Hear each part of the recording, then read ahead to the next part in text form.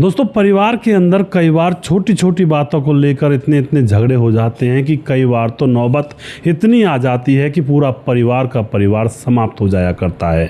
आज की कहानी भले ही छोटी है, लेकिन यहाँ पर हम जानेंगे कि परिवार के अंदर अगर लोग मिलजुल कर नहीं रहते हैं या फिर एक दूसरे के प्रति हीन भावना रखते हैं तो उस परिवार का तो भैया राम ही रखवाला होता है।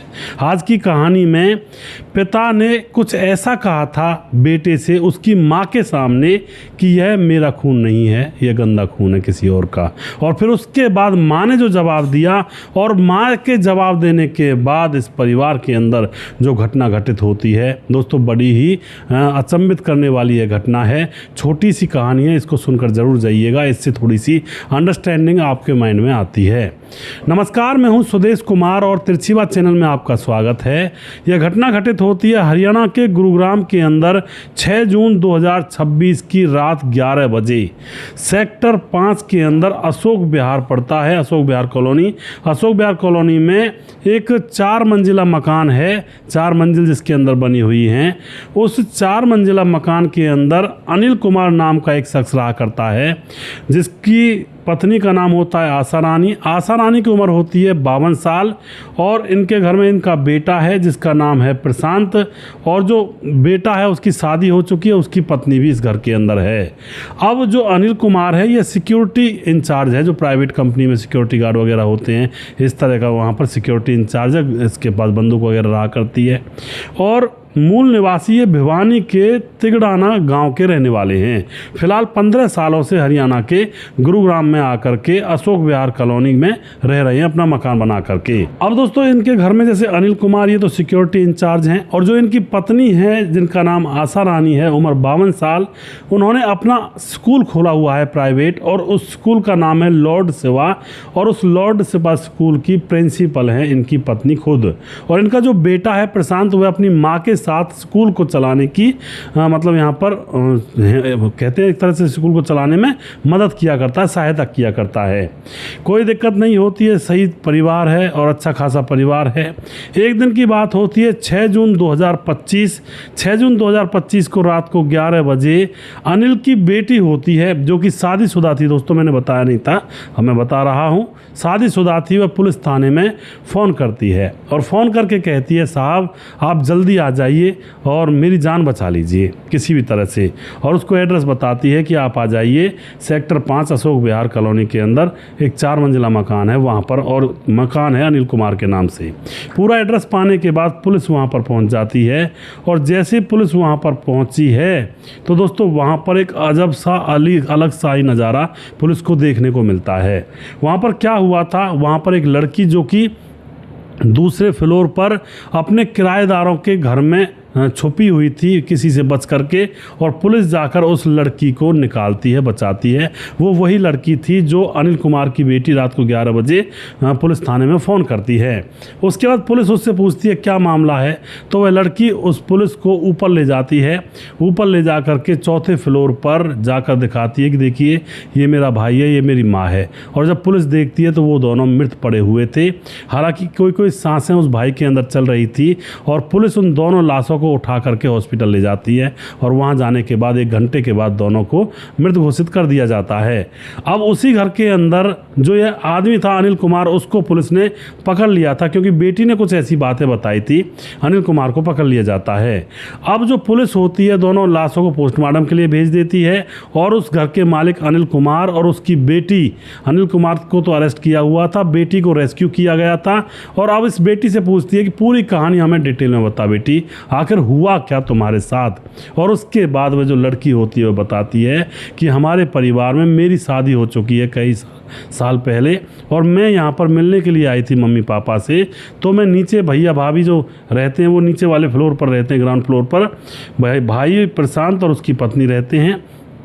दूसरे जो फर्स्ट फ्लोर है उस पर मेहमानों के लिए उसको छोड़ा हुआ है, और जो सेकंड फ्लोर है उस पर किराएदार रहा करते हैं, और जो थर्ड फ्लोर है यानी कि सबसे ऊपर वाला फ्लोर उस पर मम्मी और पापा रहा करते हैं। अब यह जो लड़की होती है यह बताती है कि मैं अपने मायके आई हुई थी और आकर के हम यहाँ पर खूब खाना पीना होता, खूब अच्छा समय गुजर रहा था मेरा। शाम का समय था, शाम के समय मैं भैया भाभी के नीचे पास में थी, वहीं पर कुछ खाना वगैरह वो बना रहे थे तो मैं वहाँ पर खा रही थी। मम्मी पापा खाना खाने के बाद ऊपर फ्लोर पर जा चुके थे सोने के लिए, और अब भैया भाभी भी सोने वाले थे। मैं वहीं पर एक कमरे में मैंने अपना बिस्तर मैंने भी लगा लिया था।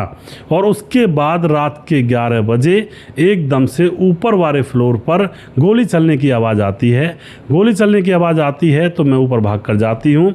जाकर देखती हूँ तो मेरे पिता ने मेरी माँ के ऊपर गोली चलाई, और मेरे भाई जो मेरे साथ भाग कर गए थे उनको देखते ही उनके ऊपर गोली मार दी जाती है, क्योंकि वह थोड़ा सा कुछ ऐसी बातें कर जाते हैं, आपस में दोनों की बातें होती हैं तो गोली चल जाती है।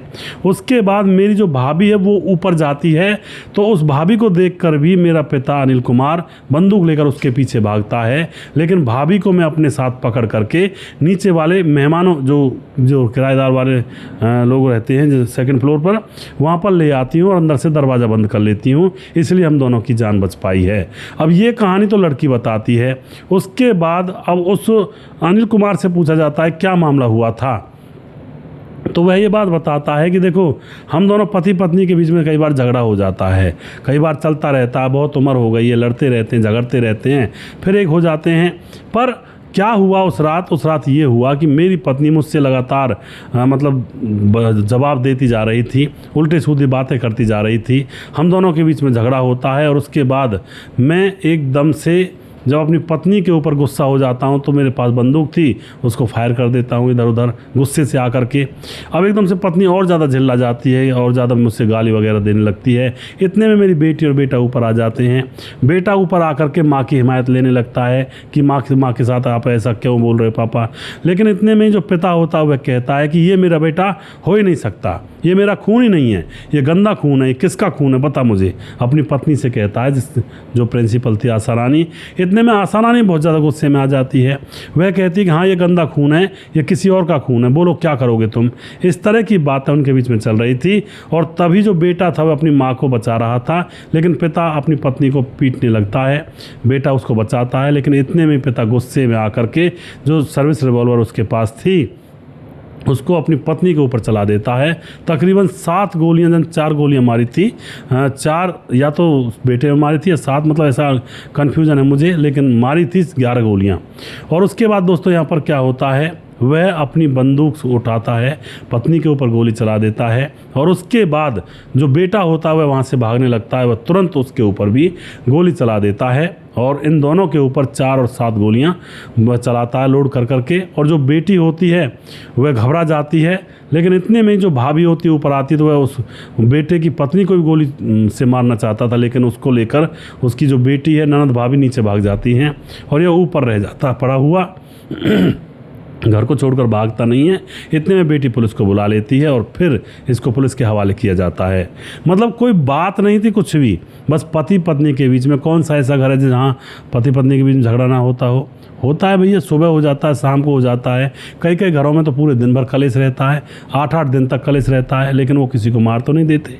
अब पति पत्नी का झगड़ा था, बेटा बेमौत मारा गया और पत्नी भी मारी गई, और अब जो पिता है इस लड़की का वह जेल में रहेगा, और अब इस घर में कोई है नहीं, सिर्फ भाभी रह गई है जो लड़के की पत्नी थी, और ये जो ननद थी यानी कि अनिल कुमार की बेटी, अब यही देख रेख करेगी इस घर का।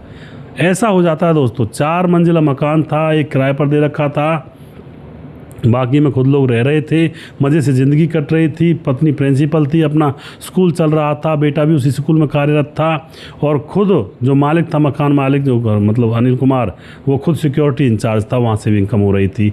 मतलब कितना अच्छा जुगाड़ इनका बना हुआ था, मगर एक छोटी सी गलती के कारण या फिर छोटी सी असहनशीलता के कारण जो पति सहन नहीं कर पाया पत्नी की बात को, वहीं पर घर को तबाह कर लिया, बिगाड़ दिया। तो ऐसे मामलों में ऐसा हो जाता है कई बार जब घर के अंदर हथियार कोई होता है। है। हथियार नहीं होता तो ज़्यादा से ज़्यादा डंडा मार देता, या फिर वो दोनों इकट्ठे होकर के उसको घेर लेते, या फिर उसको आराम से मतलब विरोध कर देते उनका आराम से।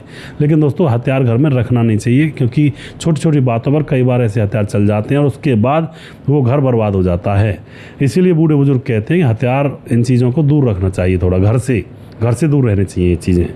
तो आप जो भी कुछ कहना चाहते हैं अपनी राय कमेंट बॉक्स में लिख सकते हैं। ये छोटी सी सीख थी कहानी के माध्यम से कि घर परिवारों में लड़ाई झगड़े रोज़ होते हैं, सबके घरों में होते हैं, लेकिन इसका मतलब ये नहीं है कि इस लड़ाई झगड़े के कारण किसी की हत्या कर दी जाए, किसी की जान ले ली जाए, क्योंकि किसी की जान लेना किसी का कोई अधिकार नहीं है।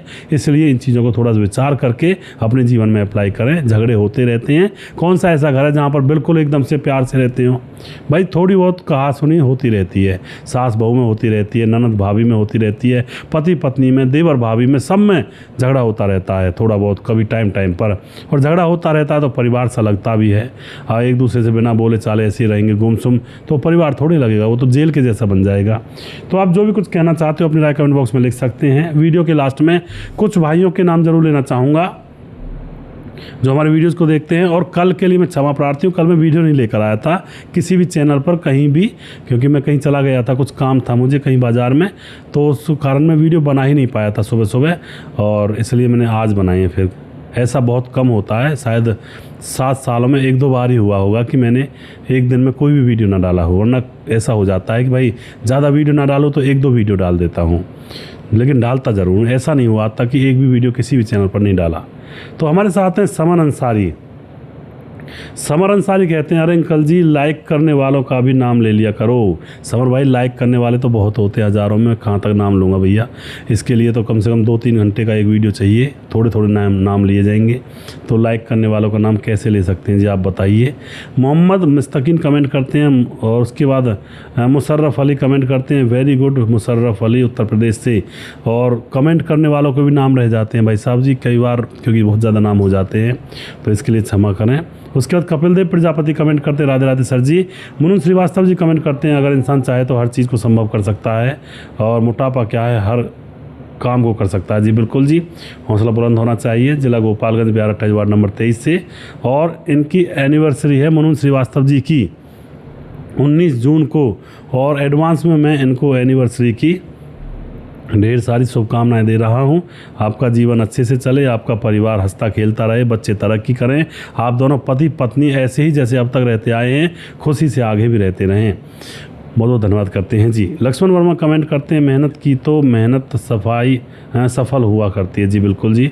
पंडित ललित भारद्वाज अनूप शहर कमेंट करते हैं, बुलंदशहर यूपी 13 से, सिकोई से हैं। और शरद कुमार कमेंट करते हैं हाथरस से, भरत तिवारी हैं, गणेश सोनी हैं, प्रवीण बघेल से पूरी से हैं, सुजीत कुमार लगातार कमेंट करते हैं, गुरुजी राधे राधे, प्रवीण बघेल से पूरी से हैं, जय हिंद सर, जय भारत। इस कहानी ने मेरी आंखें खोल दी, जीवन में उतार चढ़ाव आते रहते हैं लेकिन हार नहीं माननी चाहिए। जी बिल्कुल प्रवीण भाई सही कह रहे हो आप। और उसके बाद रतनलाल कमेंट करते हैं, वेरी नाइस स्टोरी। रजत सैनी कमेंट करते हैं, अमित पटेल बिहार वेलवा मोतिहारी जिला से, सो क्यूट कहानी, अमित पटेल बिहार वेलवा मोतिहारी जिला से। जी बिल्कुल जी। दिलीप कुमार पांडे कमेंट करते हैं, राम राम भैया जी, आपकी स्टोरी बहुत अच्छी लगती है, 56 महाराजगंज से, यूपी 56। ताराचंद शर्मा समाधान पाटिल जलगांव महाराज से कमेंट करते हैं। और राम गोसाई हमारे भाई जो कि ताराचंद शर्मा हैं, यानी कि शक्तिमान ही गंगाधर है, गंगाधर ही शक्तिमान है। ताराचंद शर्मा जी हैं, इनकी आईडी थी पहले राम गोसाई, और अब भाई की कोई दिक्कत आ गई आईडी में तो उन्होंने ताराचंद नाम से अपनी नई आईडी बनाई है। तो बहुत बहुत स्वागत करते हैं भाई का। और हमारे बहुत ही एक तरह से कहते हैं भाई यूट्यूब फैमिली और फेसबुक फैमिली के बहुत ही गहरे सदस्य हैं। विजय कुमार हमारे भाई बहुत सालों से जुड़े हुए हैं, बहुत दिनों में कई बार कमेंट करना बंद कर देते हैं। देवेंद्र कुमार जी हमारे फैमिली के बहुत ही पक्के सदस्य हैं, फरीदाबाद के रहने वाले हैं। समाधान पाटिल भाई तो हमारे एक नंबर कहते हैं, हरदम जुड़े रहते हैं, हर वीडियो में आपको इनका कमेंट मिल जाएगा। हरिकृष्ण श्रेष्ठ कमेंट करते हैं। धीरज बरनवाल लगातार कमेंट करते हैं, भाई का बहुत बहुत धन्यवाद करता हूँ, लगातार बने रहते हैं, अपनी राय देते रहते हैं। रजत सैनी कमेंट करते हैं। सद्दाम अंसारी हमारे भाई लगातार कमेंट करते हैं भिवांडी से। मुकेश कुमार यूपी 83 से, इनका भी आपको हर वीडियो में कमेंट मिल जाएगा, बहुत ही सपोर्टेड इंसान है मुकेश जी, और बहुत बहुत धन्यवाद करते हैं जी। जिया अंसारी कमेंट करते हैं।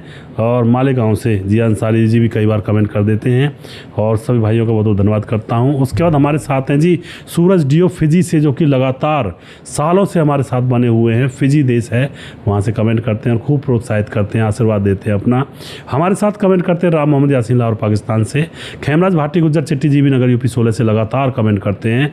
वनराज नामदेव कोहली लगातार बने रहते हैं और राजकिशोर चौरसिया महाबलेश्वर महाराज से कमेंट करते हैं लगातार। राधेश्याम शर्मा सृष्टि जयपुर राजस्थान से लगातार कमेंट करते हैं। राजकिशोर चौरसिया महाबलेश्वर महाराज से। छगनदास खारडाबाद राजस्थान से। दुर्योधन भाई लगातार कमेंट करते हैं और उसके बाद सुशील चौधरी हमारे लगातार कमेंट करते हैं। ताजी लोमान हमारी बहन लगातार बनी रहती हैं और अभी भी किसी भाई का नाम रह गया तो उस भाई का नाम अगले वीडियो में ज़रूर लूँगा। अगला वीडियो बहुत जल्दी फिर से लेकर आऊँगा। तब तक आप खुश रहें, सावधान रहें। जय हिंद, जय भारत।